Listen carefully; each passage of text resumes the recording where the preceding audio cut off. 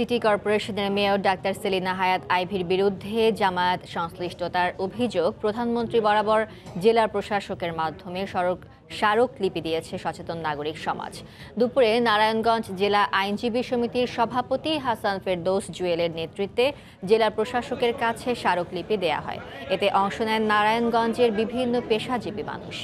স্মারকলিপিতে বলা হয়, মেয়র সেলিনা হায়াৎ আইভী বিভিন্ন ঘটনায় নারায়ণগঞ্জ ৪ আসনের সংসদ সদস্য শামীম ওসমান ও তার পরিবারকে জড়িয়ে কোনো তথ্য প্রমাণ ছাড়াই কুরুচিপূর্ণ বক্তব্য দিয়ে যাচ্ছেন।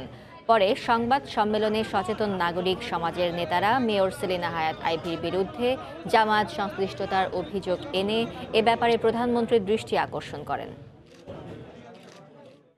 নারায়ণগঞ্জের মেয়র সেলিনা হায়াৎ আইভী এবং তার আমন্ত্রণে নারায়ণগঞ্জে আসা কিছু জামাত শিবিরের দোসররা তাদের দিনের পরের দিনের বক্তব্য ওসমান পরিবারকে সম্পর্কে বিভিন্ন কুরুচিপূর্ণ বক্তব্য মাননীয় প্রধানমন্ত্রী সম্পর্কে এবং তথা নারায়ণগঞ্জের মানুষের সম্মানহানি করা বক্তব্যের বিরুদ্ধে আমরা আজকে এক হয়েছি যে এটা আর চলতে দেওয়া যায় না। It should be stop.